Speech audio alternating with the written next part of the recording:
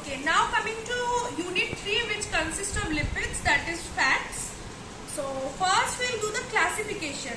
Now classifications can be simple lipids, compound lipids and derived lipids. What are simple lipids? Simple lipids are maybe lipids, fatty acids with one other component, that is glycerol plus fatty acid or long chain alcohol plus long chain fatty acids. These are the common descriptions. If we come to the subclasses, wax, what we call as wax are normally long chain alcohol and long chain fatty acids, and acyl glycerols are glycerol and fatty acid. The next type is compound lipids. The first subclass is phosphoacyl glycerol or glycerol plus fatty acid plus a phosphate group and another group usually containing nitrogen. The second subclass is sphingomyelins, which is sphingosine, fatty acid, phosphate and choline. The third subclass is cerebrosides, which is basically sphingosine, fatty acid and simple sugar. The next subclass is gangliosides, which is sphingosines, fatty acid, complex carbohydrate that includes sialic acid. Okay. And the third type is derived lipids. Materials that meet the definition of lipid but are not simple or compound, basically which are not coming under the first and the second type, is basically derived lipids. The examples are fatty acid, carotenoids, steroids, fat soluble vitamins, these. Okay. Now there are two types of fats and oils. One is fatty acids, that are saturated fatty acids and unsaturated fatty acids. Okay. In a customary to divide the fatty acid into different groups, saturated and unsaturated ones. Saturated means they have many hydrogen bonded to their carbons as possible, and unsaturated meaning with one or more double bonds connecting their carbons, hence fewer hydrogens.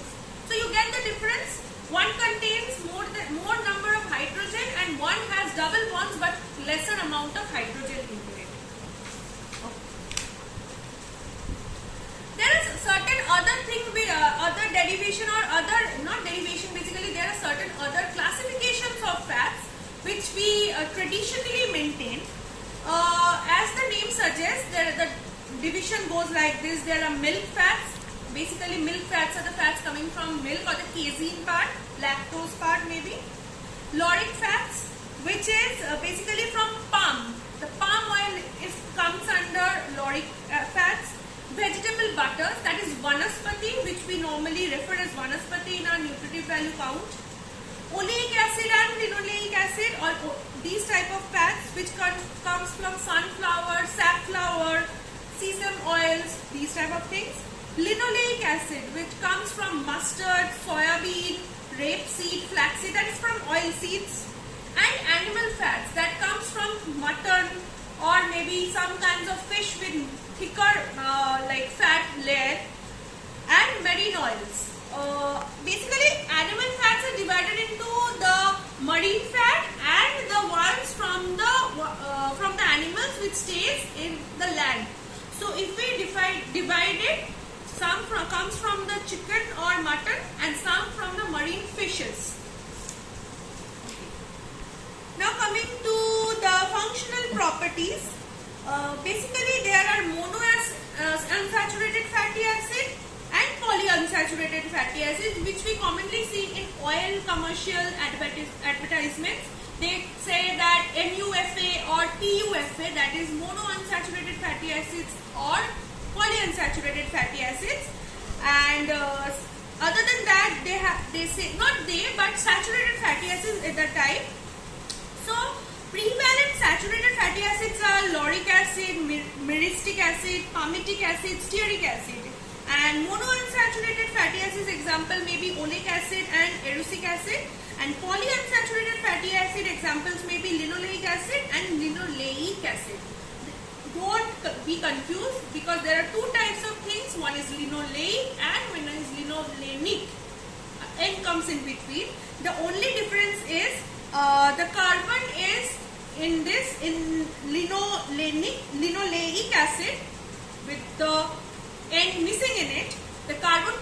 18:2, and on the other one the carbon portion is 18:3. Now coming to the usage of functionality, one more functionality is frying. Lipids, whenever we think of any type of fat or oil, frying comes in first. So what are the factors, or maybe how does that include in this frying method? First of all, heat frying, where the temperature is the main thing. It might be in high temperature, it might be in low temperature sauteing. Now comes air. So normally while we are frying certain things, oxygen plays a major role. The amount of oxygen changes the procedure and the product. Moisture. When something, whichever we are frying, is a moist food which contains the water content in which food is higher, in that case what happens, the hydrolysis of fats and the oils differ from the ones with lower moisture content. One more thing is the contamination of or maybe oil is a contaminant. Oil comes in, oil has a functionality of a contaminant. As we know, oil and water doesn't mix up, but we can differentiate when there is oil bubbles in water, and that is a contaminant. Normally there are in soaps or some types of detergent, oils are present, and that might be used purposely, or that can be contaminant or an adulterant into it. Now coming to auto-oxidation. Auto-oxidation of fat, of course. So there is three processes which includes inside auto-oxidation. The first one is initiation. In the initiation part, the hydrogen is removed from the fatty acid chain to yield a free radical. And now what is free radical? Free radical, we will explain you about everything in biochemistry. Now, the removal of this hydrogen from the fatty acid chain takes place at a carbon atom next to the double bond and can be brought about by action of light, metals, etc. Now the second portion, now once this free radical is formed, it will combine with oxygen to form a peroxy free radical, which can remove hydrogen from another unsaturated molecule who yield an peroxide and a new free radical. This entire process is called propagation reaction.